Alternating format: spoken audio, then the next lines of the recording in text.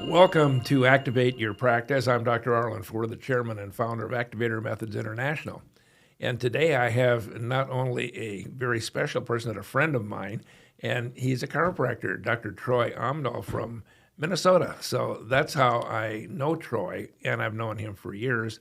But he's got an interesting story, and I just wanted to share it with all of you out there because, you know, there's young people out there that are looking for challenges and they want to have a goal in life that's above and beyond. And Troy is the perfect person to show them that because he has done things that people just dream about. And I guess you'd be happy if you were 42 years old and you could retire debt-free and you could live the rest of your life without working. But that just was the beginning of his story. So, Troy, welcome.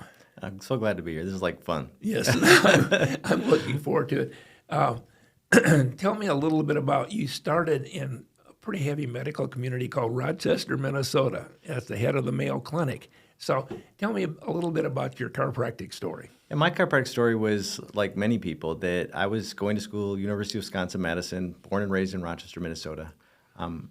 School, I kind of like school. I like taking classes, like taking tests. It was pretty good at it. But neutral on the topic of chiropractic, meaning that back in, it feels like a long time ago, this is like 80s, late 80s, the world was pretty divided. There was those people who said chiropractic, they were huge advocates for chiropractic, and there were a lot of people that back in those days looked at it like voodoo. So I looked at it from a left side of my brain. My now wife, then girlfriend, was seeing a chiropractor for migraines. And I got interested because my personal philosophies of taking medication, like I don't like taking medication, I like natural solutions to things. I was intrigued that you could get help from a chiropractor for migraines. And I spent some time with a chiropractor and I was hooked. So I ended up going to school and settling in my hometown and starting a practice. And it started this whole crazy adventure called life. Well, and while you were at Mayo Clinic, I guess you worked with Mayo somewhat, and tell them a little bit about how you started going international. Yeah, so it's really, especially for young listeners, if you're listening to this, just take great care of people. People will come to my office, and again, it was a different time, where even if someone went to the Mayo Clinic, a patient went to the Mayo Clinic, and they said, I want to see a chiropractor, the default answer was, don't go see a chiropractor.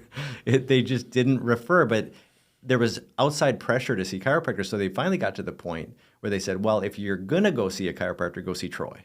And I was grateful for that. And over time, built relationships with the sports medicine team, PM&R, and I would speak at grand rounds about what is this thing called chiropractic, and where do we fit into the whole medical system.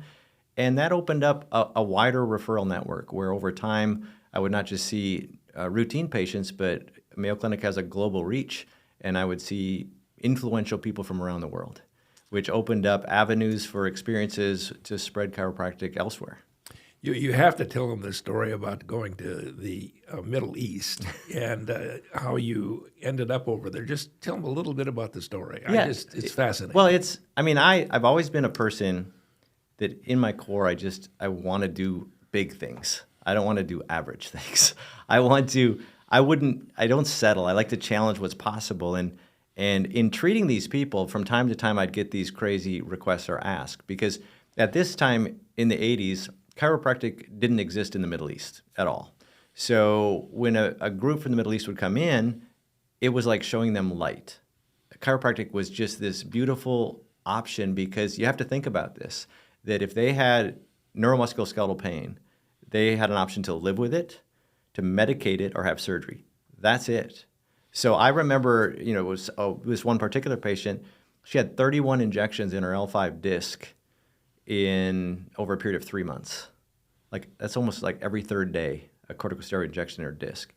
And that was her only option because she was in debilitating pain. And then adjusting her, and the pain went away. And this opened the eye. Could you imagine if you didn't even know it was an option, and now you're seeing this as an option? So there were people, influential people, very eager to get this option available in the Middle East as an option, not the only option, but now if you had choices now. So in typical style, I picked up 3 small little kids, a very successful practice, and I hopped on a plane to Dubai, which back then couldn't find it on a map. No one knew what it was. And I was offered the chance to introduce chiropractic to a whole new country, a whole new region. It wasn't licensed, it wasn't regulated. We had to set up all of the things to establish chiropractic in the UAE. And we did that. And we did that in 2000. And it again, what a great experience. To this day, that first clinic is still open. And I believe you were treating the royal family. Am I correct? Yeah, well, patient confidentiality. Did a lot of very influential people from multiple countries, and super gracious people, super generous people, super kind people. Grateful to introduce this. And coming from a point of altruism, they really wanted this as an option for the people in their country, which was, it speaks my love language. Like if we can go have an impact on this is what's cool about chiropractic. If you go in a room with a patient, you have an impact on one life, maybe 5 or 6, because if that mom goes home and she's in less pain, she's better with her kids and husband, or her husband is better with her wife and kids, whatever that is. But my brain works in a way like, how can I have the most impact? And it's cool to work with people who think big. And to this day, I still go back and I still have friends there, and I see chiropractic clinics all over the place, and I smile. I smile knowing that the people in this region now have an option, which is my preferred option, to take care of your health and your wellness, and that's chiropractic. One of the big reasons that Activator has supported the World Federation is just because of what you're talking about. I remember going to conferences where there were 5 chiropractors in the country, and we would do a seminar there, and after the seminar, the interest was so great that all of a sudden they had a full-blown profession going. That's what you call worldwide and looking to influence people. Now, you called here about, how was that, about 2 months ago, and said, tell them about what your favorite sport is. Well, I'm hooked. Don't start, because if you start, you can't stop. But I'm hooked on this thing called pickleball, and not like your grandpa's pickleball. This is competitive level, tournament level pickleball. I play all the time, but man, you can get injured. Arlen, that's why I'm here. I owe him one, right? That's why he's on today. I went back to Mayo, to the executive medicine department, which is top of Mayo. I've been to the doctors here. I've been to a bunch of chiropractors. I had a year of messing around with you name it, everything from acupuncture. Chiropractic is my first choice, obviously, but you could name the modality. I was almost desperate enough to try some things to see on TikTok. Like that's how desperate I was. But then I'm like, I have a buddy, literally a few miles away from me, who's a legend. So I called Arlen and I said, hey, do your thing. And he put me on the path. And I played today, for instance. I played all out this morning, and I'm super grateful. It was really funny. I have to interject this for our Activator audience. He had a right short leg, and I took it up to position number 2, and he went about 3 inches short, and I went, oh my gosh, what does that tell all of you out there? He had a 4th lumbar to the left. I made one thrust on him, and he's such good physical shape. His leg balanced, and there wasn't another subluxation in his body. And he kind of looked at me like, is that all you're going to do? And I said, it's back in place. And so let's give you a few days. And so I let him go a few days, and he came back. He didn't need anything. He said, aren't you going to do something? And I said, no, we're not going to knock it out. And I'm teaching you here because remember my 3 things? You have to know where to adjust, when to adjust, and then what? When to quit. Now, that's been, a month or 2 now that you've been doing fine and having no problems at all? Yeah, I'm doing great now. I've actually been playing pickleball every day. I'm actually limiting it to 2 hours a day. Yeah, he's limiting which was 6 hours a day. And I'm scheduled. I had a buddy reached out for a tournament in California at Newport Beach. We're going to do that, and I'm going to play in Nashville next month. So we have some good stuff planned. I'm super grateful. Like I love this community. It's so interesting. I've been out of it. You mentioned in the opener that I retired at 42, debt-free. Not because I didn't love chiropractic. I love chiropractic. I love helping people. I didn't love paperwork. I didn't love managing people. This part of interacting with the patient and watching what natural healthcare can do to a human being is one of the most rewarding things on this planet. But I didn't exit because I didn't love that. I remember one day sitting in a pile of paperwork and going, I've spent more time in this day on paperwork than with the patient. And that's broken. Like, that isn't right. So that was my exit strategy at that time. Well, then you went to another thing here, and it was quite by accident. So there's a company called ULA. And, Troy is a co-founder of ULA, and I'd like to have him just tell you the story because it's just a great story about how ULA got started. Yeah, I think many times we push life in a direction, and rather than just pausing and letting the opportunities come to us. The beautiful thing, from a young age, I was super financially responsible. I was all about not having debt. I was about living under my means. That's how I was able to retire young. But I retired at 42, and I was just enjoying life. I had kids. We moved to Arizona to get out of the Minnesota winters, and we were enjoying our life here. And about 2 years into that retirement, a buddy of mine, he was an intern in my office. I can share that. He was a chiropractic intern that called me, and we always kept in touch because we had a good relationship. And he said, you know, he was super successful. So last pictures I saw were of a multi-million-dollar home. He had a racquetball court in it, the cool cars, 5 kids, beautiful life. Everything was awesome as far as I was concerned. And he called me one night really late, and he said, "You're not going to believe where I am, but I'm in the bad part of town in a motel, and I've lost everything." And I said, "What do you mean you lost everything?" He said, they repossessed my cars. I'm going through a divorce, shutting down my business, and I don't know where to turn. So what we did, there was always a group of guys, all chiropractors, by the way, that every year when we were younger, we would fly to Vegas in December, always the first weekend of December, and we would map out our life for the next year, our goals for the next year. And not the traditional sense of the goals of just how much money do I want to make and, you know, what do I want to, my practice needs to grow this much. But what do I want my marriage to look like? What do I want my ring of friends to look like? What do I want to do with my faith walk? What about joy in the day of having some fun? And what about these other things in life that really give life rich, like really redefining success? So we did this more to keep ourselves on track, because me personally, I'm driven. I'm driven in business. I'm driven in money. It's just how God created me. Like I see opportunity. I see ways to do things. I have to do that because I know that all the money in the world, without a beautiful person at home to share it with and a connection with my kids and my own health, it means nothing. So we would set these goals every year. We'd go live our life, come back, we'd keep in touch a little bit and reset goals every year. Well, when I went to UAE, we drifted from connecting. So that's why it was I kept doing these setting goals every year, and I drifted from my buddy. And that's when he called me. I said, I can't, first of all, the thing I told him, I said, where you are in this moment is simply where you are. It's not who you are.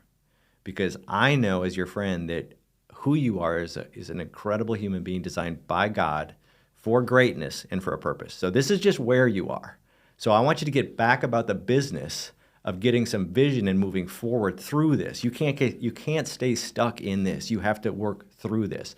So he all excited now. We got off the phone. He went to the mountains and set goals like we did back in the day. Came down and said, "Man, I have a clear vision. I have a clear vision." And I remember seeing his goals, and I said, "You know what? I'm going to tear these up, and I want you to dream bigger." Because he said, "I just want to open up a practice again and get a car and get a condo." I said, "No, you're capable of more than that." So he tore up his dreams and he started dreaming big.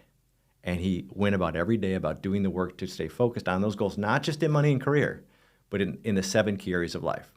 Fast forward a year or two later, his life's on track. He's not back in the high life, but he's on track. And he said, he's all excited. He's a super fun guy. He's like, "Troy, we need to tell people about this thing we do."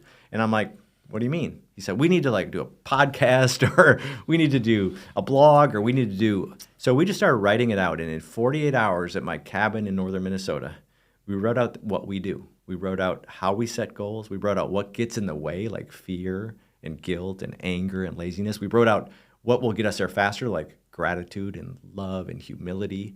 And we just mapped out what we do to move our lives forward. And we had 95% of an outline book.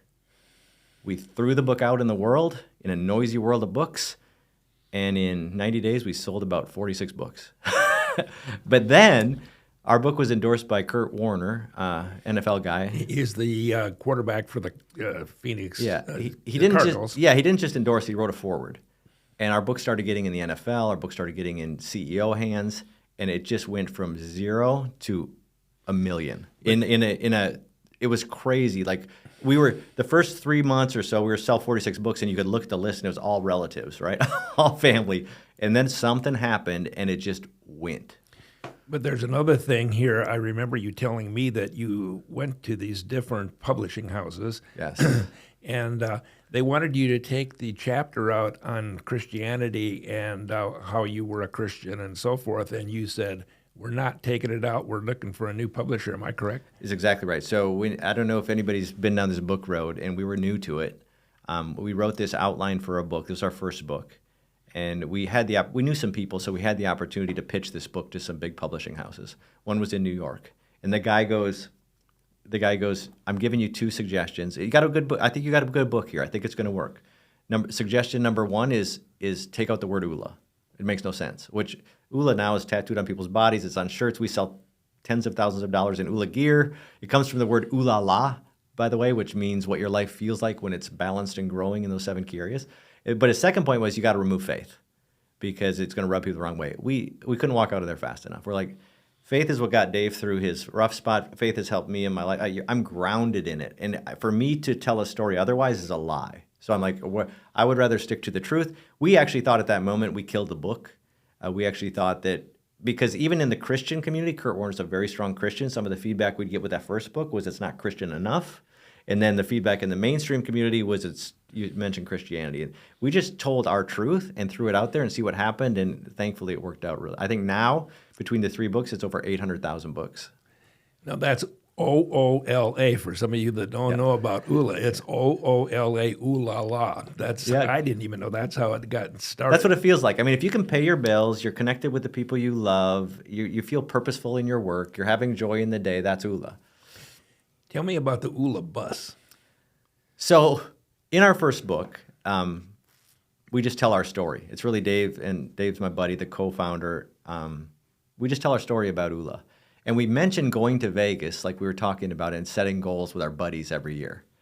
Well, on social media, people who are reading the book are saying, do you guys still go to Vegas and do that? Like, we're like, of course we do. We do it the first weekend of December every year, and we plan our next year. And our book came out like right away, and then right away the next year, people were asking us about it. And we said, why don't you join us? So we rented a little room at the Hard Rock, and we invited people to come with us. And in that moment, prior to that, we had a 1-hour keynote. So we get asked to speak all over the place. And we had a 1-hour keynote. That's as long as either of us had ever spoke about anything. And we had a 2-day event. And I remember Dave and I being up all night, literally all night. But like, how are we going to have 2 days of content? And we're used to 1 hour. And we just went for it, and we just helped people. And in 2 days, they went through this process, and we sold more tickets to the second event than there were people in the room because people were changed by it. They finally had a blueprint for their life on how to move forward. And that's how it started. But what happened is people then couldn't get to the event because many times people who need ULA can afford it the least. So when we had the success of the book and we had the success of the events, we're like, what can we do to have a bigger impact? Again, going back to impact, let's get an icon of freedom, which is a 1970s surf bus. And if you don't know what that is, you can Google it. It looks like what they used to sell weed out of in the 70s, right? It's just this VW surf bus. And we had these little stickers color-coded for the 7 key areas of life. And we went with Sharpie markers and we drove that to parks and to coffee shops. And we just started meeting people. And they said, what's your bus all about? We said, we believe you're designed by God for greatness and a purpose. And we settle for ordinary when extraordinary is within you. What's an extraordinary goal or dream you have for your life? And we'd be honored to carry that dream on our bus. That bus today, it started out as a blue bus in Coronado, California. That bus today has 43 layers of handwritten dreams on it. And 43 layers of handwritten dreams. Like right now, that bus is getting ready for F1 in Vegas. It's at an event, and people are without us being there, they're contemplating their life, asking what they want, and putting dreams on a bus. So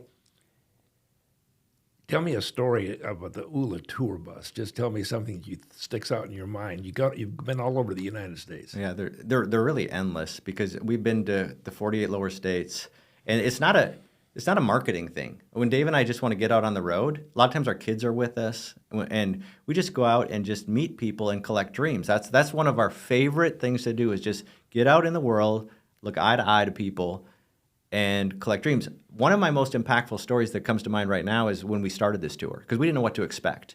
At that time, we had our teenage sons. So Dave brought his son, I brought my son, and we thought an iconic trip would be up the PCH, Pacific Coast Highway. If you've never done it, it's one of the most, up by Big Sur. It's beautiful. But we started in Coronado, which is by San Diego, and we took our bus up the coast with our teenage sons. We had the music cranking. We had a couple TVs in the bus. Like, we thought this was going to be a party. Like, let's collect people's dreams. Let's just do this. And we were having a great time. And we would stop random places and collect a few dreams. But I remember getting south of Santa Barbara. And at this time, it was about sunset. And our teenage sons could see the sunset over the Pacific. And they're like, can we do that? Like, we've been in the bus all day. Can we go just play in the surf? So we pulled out at a state park. And the boys, before we could turn the bus off, they ran to the surf. So we would look over and watch them. We got out of the bus, and I looked up the coast, and in the distance was this beautiful family. They were dressed up. It was at sunset, right on the beach where the beach meets the water. A professional photographer, and they were taking these family photos. Husband, wife, 2 kids. It was a cool moment. Our kids are playing over here. We're seeing this family. The family comes up to the bus, and they're like, our bus, you have to imagine right now, it's not 43 layers. It's covered. It's like it has chicken pox. It just has a few dreams from Coronado up to Santa Barbara. And they're like, what are you guys doing? We're like, we're just collecting dreams. We're on a mission to collect 1 million dreams. It's one bus, 2 guys collecting 1 million dreams. That's our thing. And like, this is so cool. Can we put a dream on your bus? And we're like, of course you can. So the mom grabbed a orange sticker, which means family. So their 7 F's are fitness, finance, family, field, which is your career, faith, friends, and fun. Those are the 7 key areas of life. Let's go over those again slowly. Okay. Fitness, finance, family, field, which is your career, faith, friends, and fun. So those are the 7 areas. If you balance those 7 areas, you're going to have a full, rich, deep life. So she looked at those, and she chose the family one, the orange one, and she grabbed a marker, went around the back of the bus, and she comes back, and she has a big smile on her face. She goes, you guys, this is so cool. Keep doing what you're doing. Thank you so much for this. And they drove off. Well, because we're so fresh on this tour, we don't know what to expect. What do we do when they leave? Well, we run around the back and see what she wrote. And we looked at her sticker, and it said, I want to be strong enough through my stage 4 cancer to see my daughters become women. And I cry in this moment. Here's someone who's going through one of life's biggest challenges with courage and with dignity, and had incredible clarity of what's important to her. And I told Dave, we called the boys up, we turned the music off, and we just rolled north there. We said, we have something here. Like, we have something that holds the ability to have an impact, and that bus hasn't stopped moving since. Well, you've got the 7 things, and many people feel lost out there, and they're overwhelmed, and they just. I really noticed it here because of the big thing going on politically in the United States here in the last month, and we have some people that when they were not winners, they went into depression and so forth, and we called them and said, hey, this too shall pass, and we didn't cry in 2020 when our candidate lost, and so. I think you're right. The balance is the key to this thing, isn't it? Yeah, and I think when people feel overwhelmed, they feel out of control. And the whole point of this is do what's in your control. Like, there are things out of your control, but do what's in your control. And you are in control of the actions you take and the intentional efforts you make every day. So if you have, this is why this is so important. We're in a very also overwhelmed world. We're in a very distracted world. So we lose sight of our goals and dreams. What's also startling on that bus is when you it's just such a cool experience, but when you hand someone a Sharpie and sticker and say, what do you want for your life? I can't tell you how many times people just tear up and they have no idea. They have no idea what they want anymore. When they were young, they did. They had goals and dreams. And, if you're a young listener and you want to grow your practice and get married and do this and pay off your student loan debts, those are goals. But something happens between, when you want to be a transformer when you're in 4th grade, to whatever, and you just get into this mundane grind of day to day, and you lose sight of your dreams, but you are in control of your actions. That's why setting goals is so important. That's why we to this day, I'm getting prepared for now. Now Willapalooza is in you haven't even seen this, Arlen. It's in a 3-story venue. We outgrew Vegas. It's a 3-story venue in Nashville full of people who spend 2 days setting goals, stepping outside of the chaos of their life and getting a clear roadmap of what's important. And more importantly, what are the actions I can take? These aren't someone else's goals. I'm not wishing that my son is better or wishing that happens, or what can I do in my life to move toward things that truly matter? And that's exactly how it happens. You go from a position of feeling powerless and overwhelmed to feeling empowered. Like, these are the actions every day I wake up with a note card that tells me 3 or more action steps I'm going to do towards my top 7 goals. And I've done that since I've been, in high school. I remember in high school, 11th grade, writing down, being bored in school, writing down a goal to be debt-free and retired by the time I was 40. This is in 11th grade. And the only reason I set that goal is because I saw the stress of money on my family and my dad. And I didn't see my dad. He worked 2 and 3 jobs to provide for 4 kids. So I'm like, I remember 11th grade going, whatever this money thing is, I want to have it under control because I want to be there for my kids. And even when I was working 3 days a week. Toward the end of when I retired at 42, the last 3 years I was working 2 days a month. Because this balance thing isn't just something we write about. This was something I was living my whole life. I wanted to make sure my wife felt loved and listened to and safe and connected. I wanted to make sure I knew my kids. We'd go to the Minnesota lake all summer.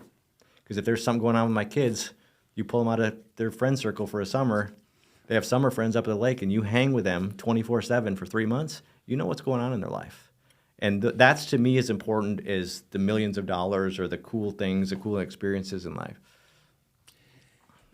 Now, you also are involved with a company that produces supplements. I happen to know because my wife takes rest. That's the sleeping thing. Super popular. Yeah, super popular. My wife's one of those people who can get by on 4 hours of sleep a night and be a CEO during the daytime. But she sometimes has trouble because she takes all of her thoughts to bed. And so she started rest. I think you gave her some here about a year or 2 ago.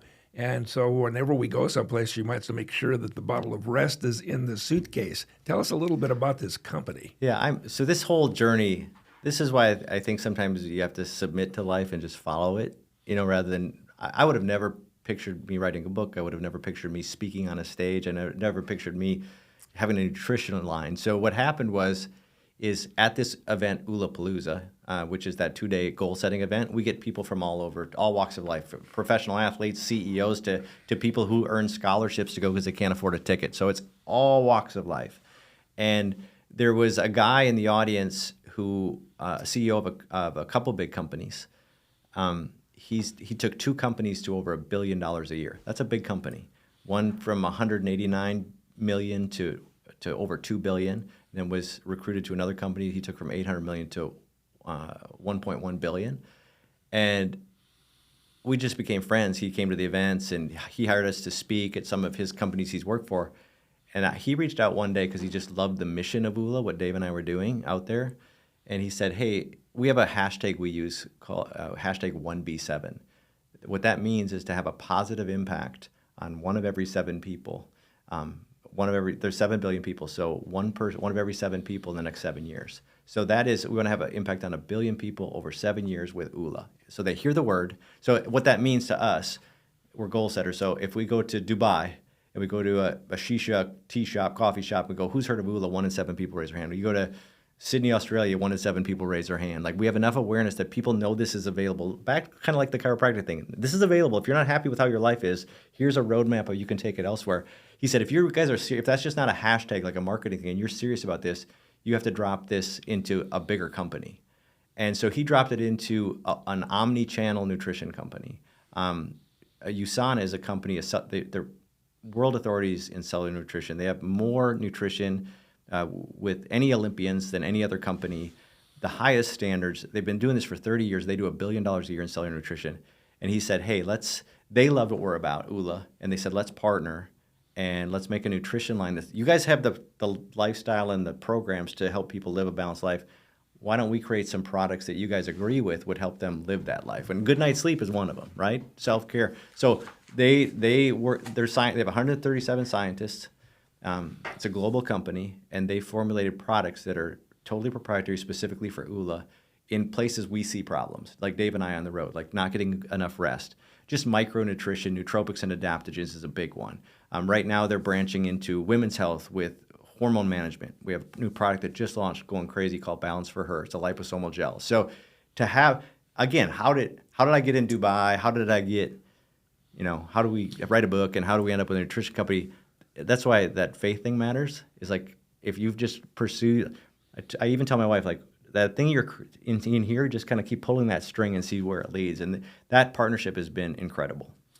Well, you mentioned just in passing the other night we were talking, and you said that you're going to a conference, and everybody in this conference, refresh my memory, has to be making over $100 million a year. Is that correct? Yeah, I think it's 120. Yeah. So this is totally unrelated to anything we're talking about. Yes. But we were invited to come. It's actually in less than 2 weeks. F1 is in Vegas this year. That's why the bus is there right now. And there's a organization of professionals, and they're all under 40. There's 250 flying in from around the world, and they have certain criteria they have to be in this organization. And I think their company has to do huge numbers. I can't remember. They have to have a certain number of employees, certain number of millions, and it was tens, if not 100 million. And they want us to come to encourage these people to dream, write it down, tear it up, and dream bigger. That's the part of our story. Now, you think of that. Like, we're going to go see the Zuckerberg car, this autonomous. We're going to do the tunnel they're building from Vegas to L.A., because these are big thinkers. And this is where chiropractic, if I can push back and challenge my fellow colleagues, is we think small. Amen. We think way too small. And it's like, oh, I want to see 100 patients a week, or I want to collect X, or I talk to so many people because I've got into the coaching piece of this too. I get some high-level clients, and people dream too small, way too small. And to expand what's possible, these are just human beings. Chiropractors are smart, and chiropractors are entrepreneurial, and chiropractors are resourceful, but they're way too limited this is a generalization, but way too limited in their beliefs and their scope and their reach. And most people go into chiropractic because they want to help people. There's multiple ways to help people. But I'm excited to go speak to this group. Last week, we got to speak to the NFL Hall of Famers. That was a good group, too, because it was just, those are my legends. John Randall was there. Yes. I played golf with John Randall.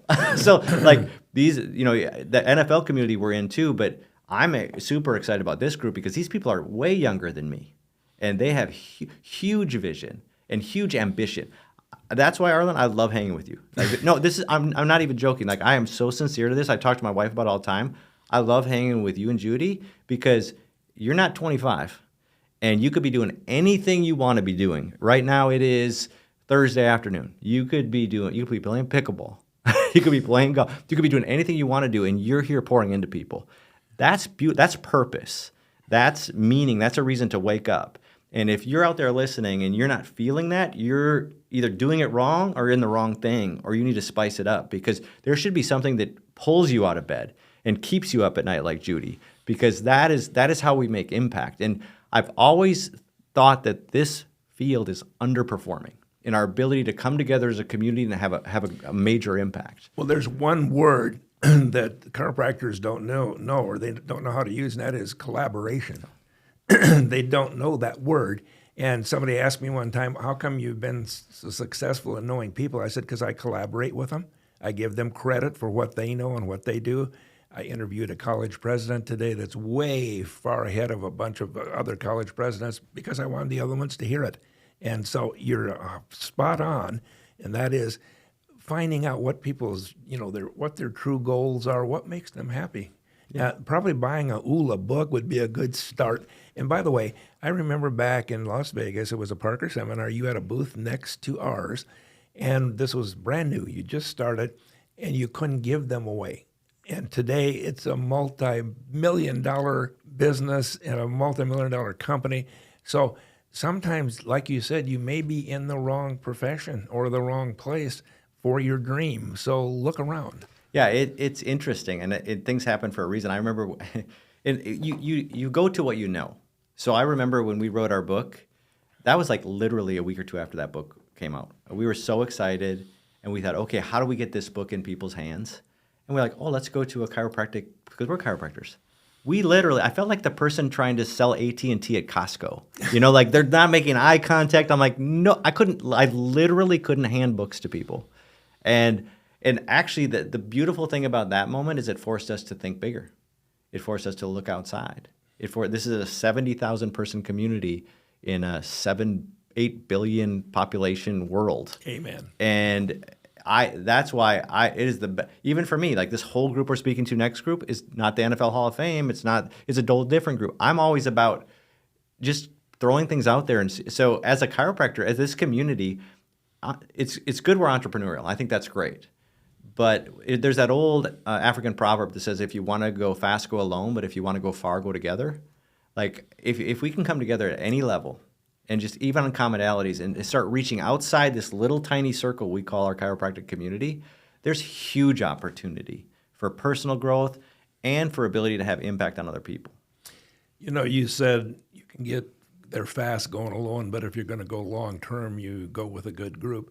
We just dedicated the Force Science Center at Logan University here just in September, and I looked out in the crowd. There were about 170 people there, and I saw my old activator team members, and that's when I got up to speak, and I said, you know, this is named for, but it really should be called all of the people sitting in the rows out there, because each one of them had a part to play. I just happen to have the name on it, but it's all dedicated to those people because they were the ones that put 40 years of work into something they really believed in. Yeah, it's incredible legacy. And to this day, even today, I still get messages on social media of, hey, I lost 100 pounds.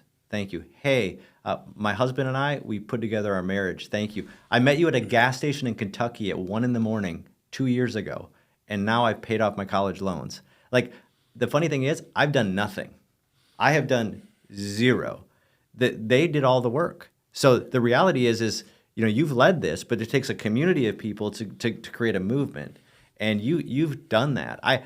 I'm most in awe of your ambition and in your dedication to this, because missions, when people are in business and it appears transactional, it's a big read. It's a big turnoff to me, right? But when people I see you when the mics aren't on. I see you at your house. I see how you interact with your wife and your team, and it just good human who really wants to make a difference in the world. And that's when you get older, you start thinking about legacy, and you start thinking about it's not when you're young. You're like, I got to make some money to pay my loans and do this. But when you get when you've done it, I always think of it like I spent the first half of my life trying to make a living, and now I'm spending the second half trying to make a difference. Well, and the other thing is, I told somebody during that dedication to that building, and they said, why are you so happy? And I said, well, most buildings are named after dead people. And so here I am. I'm able to be here and try. I've had more fun giving money away than I did making money. It's the best thing you can do with it. Honestly, it's the best.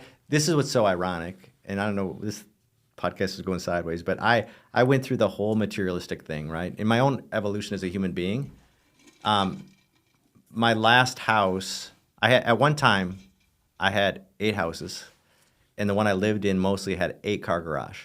You haven't been to my new house yet. I could barely get my wife's car and my car in the garage without dinging her door, and it's 1,700 square feet, and we got rid of everything. Talk about giving things. We had 4 of those garages were just full of stuff like old Christmas ornaments, stuff talk about distractions and busyness. We've taken this minimalist view, and I'm not even calling it minimalist because we have nice things, but I'm going to call it an intentionalist view.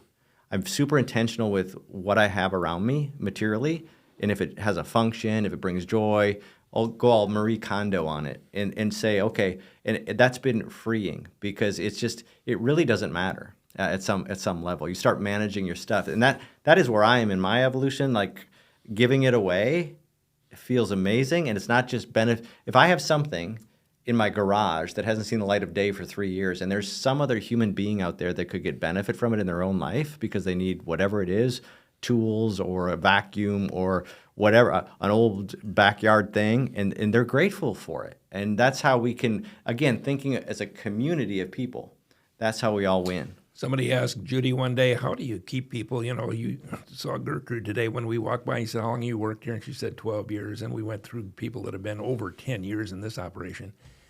And the reason is, today we brought in a bunch of purses that she hadn't used for years and gave them to the ladies in here. They were thrilled because they thought, man, this is really cool, but she takes care of her people. Well, and I will go the next step because I got a tour of this great facility, and they may like the purse, but I guarantee you like the person. They like the people because you make eye contact with every single person here, And I don't know, as I went around here, I met a bunch of people. I don't know who's running it and who's at the most entry-level job because you treated everyone exactly the same. And that may be we're both from Minnesota, that may be a Minnesota nice Midwest value from the 70s. I'm just telling you that is why companies succeed, is they have a sincere, I can feel it. You can feel it, they can feel it when you sincerely care about someone or you see them as a commodity that can be replaced. And loyalty is becoming rare. We could go on all day, with this. What's the future for ULA? What's your big plan right now? That's kind of like the saying that when man plans, God laughs. Yes. Because if I would have guessed any of the things we talked about today as I sat in chiropractic college in 1988 and contemplated where I would be, I wouldn't have any idea. My journey is just going to be pour into people. Let people know. I want to redefine success. I want us to exit the cultural narrative of money and career is everything. It's important, but it's not everything. A full, rich life is a balanced life, full of rich relationships, personal health, meaning not just physical health, but mental health, having joy, boldly speaking about faith where people understand that that's important because it's getting pushed to the side. Amen. Having joy in every day, not wait till you're 65 and buy a watch and take a cruise. I mean, having joy in every moment. Really encouraging people and challenge people to become better humans because as each human I meet, if I challenge them to tear it up and dream bigger, not only do they become better, but they become better. Their family picks up on that, and they are inspired to become better in their community and the world. And on our bus, it says, change the world with a word. I truly believe that. I truly believe if 1 in 7 people on this planet understand what the word ULA is, and there's a way to live differently, that we will have an impact, and that's my goal. Thank you for joining us today, Troy. Not only being a neighbor, but a friend. I really appreciate it. And go out and buy an ULA book, OOLA. If you haven't got one, it's where you start. And you start with a book, and then the rest of it you can play by ear. But start there. So. Yeah, and I would love to connect with you on social media. My personal social media is @ULAGuru, and that's kind of tongue-in-cheek, but it's OOLAGURU. Or you can go to ulalife.com, and let's connect. Thank you so much.